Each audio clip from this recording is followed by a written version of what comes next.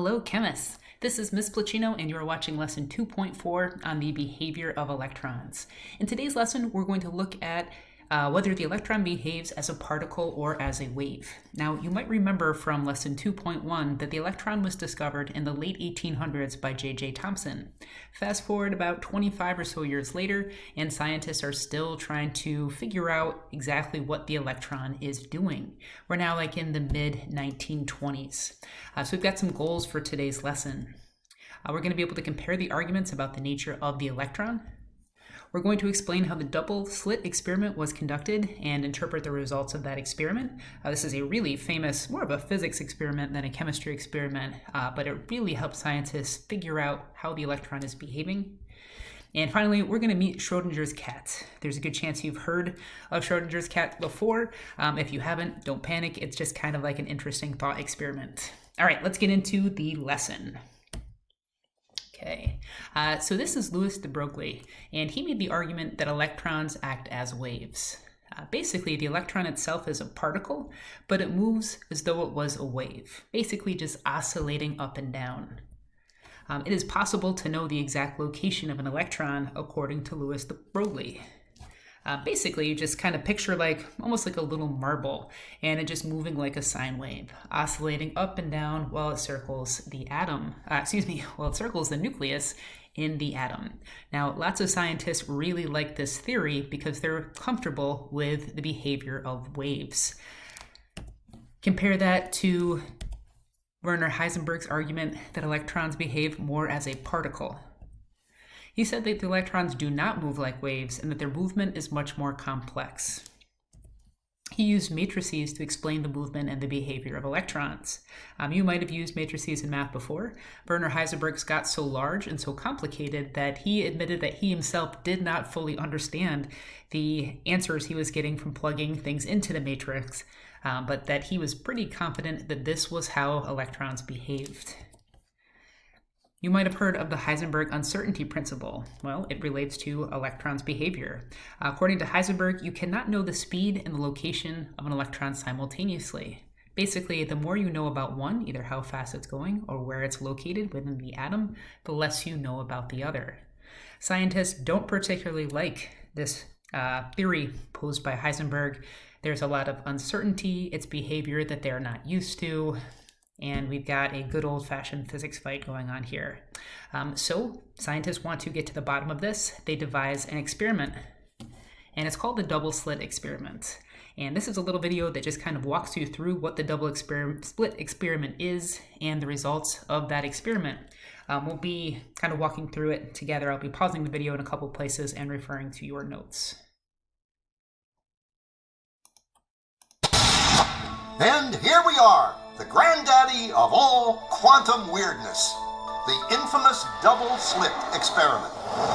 To understand this experiment, we first need to see how particles, or little balls of matter, act.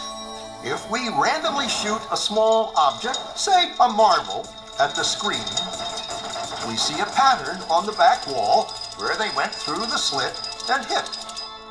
Now, if we add a second slit, we would expect to see a second band duplicated to the right. Now, let's look at waves. The waves hit the slit and radiate out, striking the back wall with the most intensity directly in line with the slit. The line of brightness on the back screen shows that intensity. This is similar to the line the marbles make. But when we add the second slit, something different happens. If the top of one wave meets the bottom of another wave, they cancel each other out. So now there is an interference pattern on the back wall.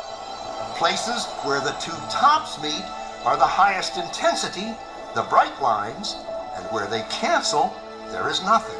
So, when we throw things, that is, matter, through two slits, we get this, two bands of hits. And with waves, we get an interference pattern of many bands. Good so far. Now, All right, so before we continue on with the video, I want to talk about what was discussed so far.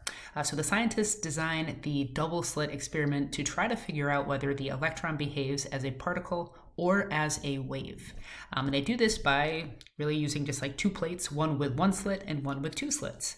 Just to review what we've gone over so far, in the single slit, if you throw particles through the slit, and they use the example of little marbles, you would expect basically the particles to go through and hit directly through the slit. You kind of get that vertical band, if you will, of marble hits. With the wave, it's kind of the same idea. You've got that most intense line in the back, directly in front of the slit or behind the slit, depending on your perspective, where the waves are hitting the wall. So they're essentially the same with a single slit, whether you're looking at something that behaves as a particle or behaves as a wave. It's when the second slit is added that you see a difference. Now, as you probably would have predicted, if you have a second slit, you start throwing marbles at that same piece of, this double slit, I should say, you would get kind of those two bands of marbles. I'm going to try to just represent it with all these little dots going through. Two very distinct bands. With the waves going through the double slit, you end up with what's called an interference pattern. So instead of just seeing two lines, you end up seeing many. We talked about constructive interference, where the tops of two waves meets, and you're going to end up with the bright lines. You'll have gaps where the top of one wave and the bottom of one meet, and they cancel each other out. Try to draw those. Sorry, my artwork's not great. So with the second slit, we get two very different patterns from particles and waves. So physicists decide, hey, we could shoot electrons through these slits. We'll be able to see the pattern that's made, and we'll be able to settle this argument once and for all. Okay, let's get back into that video. Let's go quantum.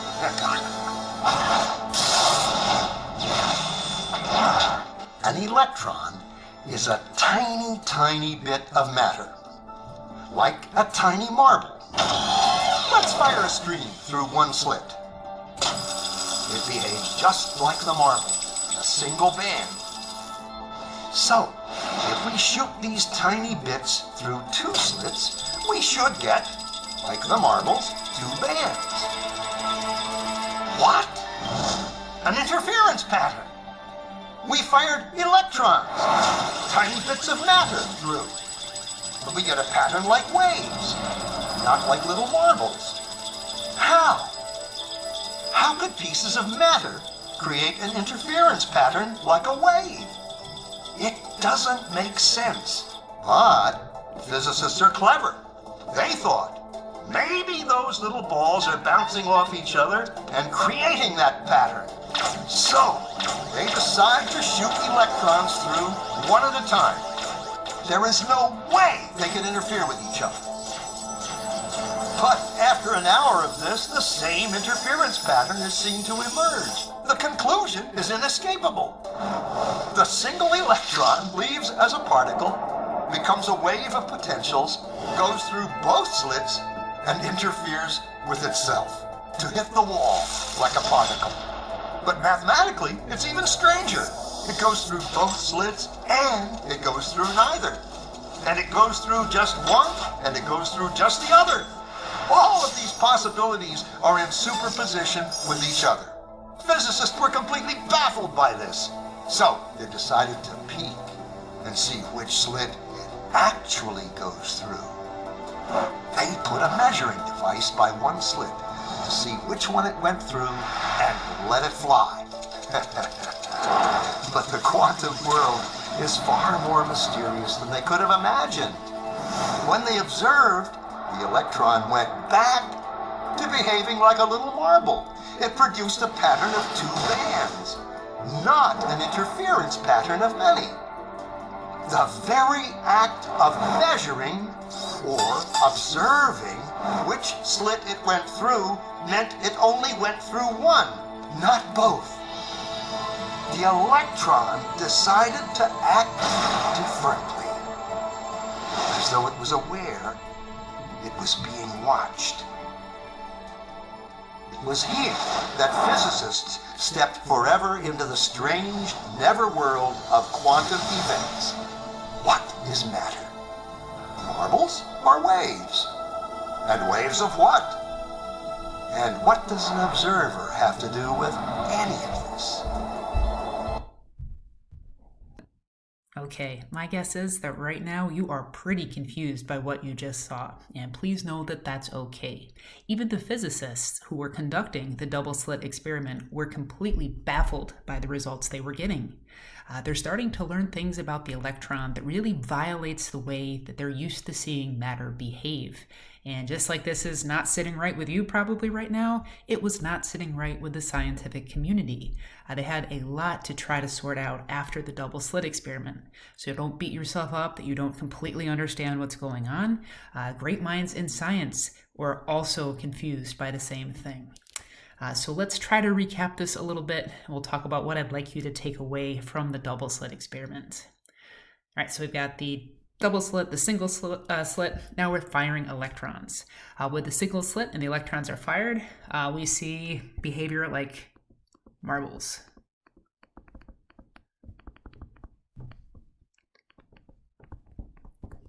And it just went through the slit and hit the wall exactly where we expected it to be. With the double slit, we get an interference pattern.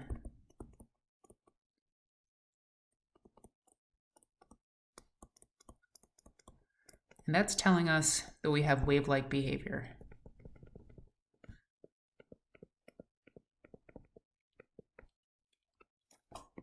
Scientists initially think, something must be wrong with my experiment. Maybe the electrons are interfering with each other.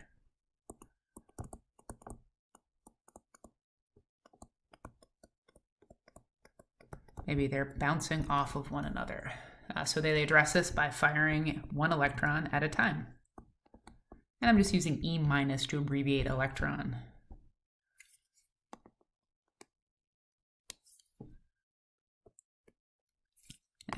Sorry. If they're only firing a single electron at a time, it is impossible for them to interfere with one another. However, after letting the experiment run for about an hour, they got the same interference pattern. So now they're really stuck with the fact that the electron was behaving like a wave.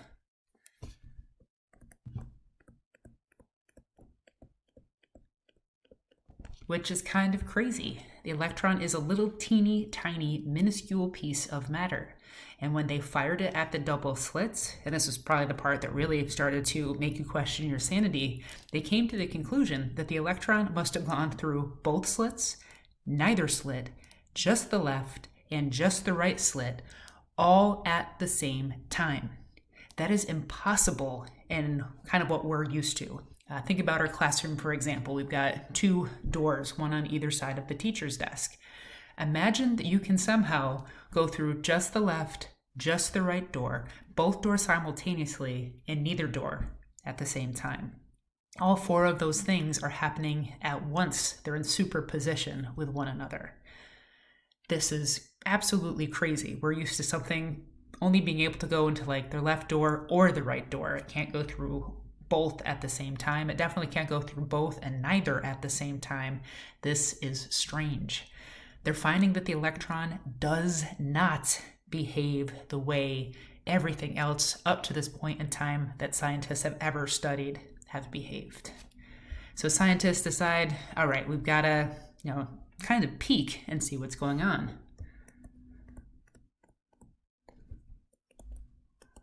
So they're just going to put a measuring device.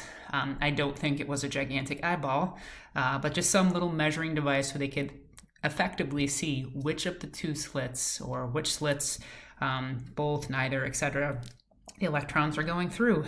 And the second they did that, they observe electrons behaving as particles. So simply by watching the electron, it changed its behavior. Now, the electron is not sentient. It doesn't look around and realize that it's being watched. So I don't really like how they phrased that in that little video. It does not know. It's just kind of responding to being observed, not making a conscious decision about that. This is confusing. It is matter behaving in ways that we're not used to seeing matter behave. It is okay to be a little bit lost. If you walk out of class today kind of just coming to the conclusion, okay, I know how the double slit experiment was run. I understand what they observed. I don't know how to make sense of it, but I can conclude that the electron behaves completely differently than everything else scientists had seen. Then great, you've got it. I will never ask you on like a quiz or a test to explain the results of the double slit experiment. No, that is too much. This is something that is really, really complicated, and you can't sum it up in a couple of sentences. So just take away that electron behavior is very, very strange, and that we're going to have to really, kind of play by a different set of rules when it comes to the behavior of particles as small as the electron. All right, let's finish up the lesson. So after the double slit experiment, like it or not, scientists had to conclude that the electron has dual behavior. Just like light, it can behave as a particle and as a wave. So over here, we kind of have like the wave view of the electron. Over on the right-hand side, we have the particle view of the electron. And the good news is that both views of the electrons are going to give more or less the same picture of an atom. We're going to have an electron cloud. That's kind of a key term that's going to come up a lot in the remaining lessons for this unit. That gets less dense as distance from the nucleus increases. You can tell just kind of by the number of dots that are present over on the particle diagram and in the wave diagram, how like just that like intensity of color that goes from dark black towards the center of the atom and fades to lighter grays as you get farther away from the nucleus. Again, it is strange, it is atypical, and it is okay to be confused by this. In an attempt to explain this dual nature of the electron, Schrodinger came up with Schrodinger's cat. So I feel like can't talk about the uncertainty of the electron without discussing Schrodinger's cat. So here's just a quick minute physics video to kind of introduce this concept to you. You've heard some version of this famous thought experiment. You put a cat in a bunker with some unstable gunpowder that has a 50% chance of blowing up in the next minute and a 50% chance of doing nothing. The gunpowder is Einstein's version. Schrodinger preferred poisonous gas. But whatever. So until we look in the bunker, we don't know whether the cat is dead or alive. And when we do look, it is either dead or alive. So if we repeat the experiment enough times with enough cats and bunkers and gunpowder, we'll see that half the time, Kitty survives, and half the time, Kitty goes bye-bye.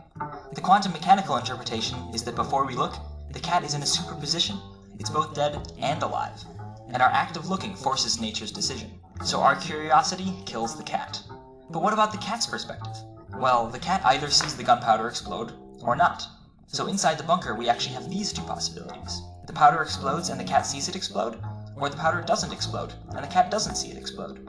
There's no option, the powder explodes and the cat doesn't see it explode. So the cat's reality becomes entangled with the outcome of the experiment. And it's our observation of the experiment that forces nature to collapse to one option or the other. But we're like the cat too. Either the cat dies and we see it dead, or the cat lives and we see it alive. So who's observing us to force nature to collapse to one reality? Or do both possibilities happen in parallel within a larger multiverse? This collapsing to one reality problem is one of the biggest unanswered questions in quantum physics. I'm sure that cleared up absolutely everything from the first video for you, right? Yeah, unlikely. Basically, they're just trying to convey the idea that inside the bunker, the cat is in superposition. It is both dead and alive at the same time, much in the same way that the electron is both a particle and a wave at the same time. When we go to observe it, We can't have it behaving as both, just like the cat cannot be both dead and alive. So those superposition options collapse, and we can only observe one of them. So this is something that a lot of people either really enjoy thinking about and playing around with, or absolutely loathe it. Either way, it's okay. Just try to wrap your head around the idea that the electron behavior is extremely strange, and it is brand new for scientists, just like it's brand new for you. I'm sure that this lesson has caused more questions than it has answers, but I still hope you found it helpful, and thank you for tuning in.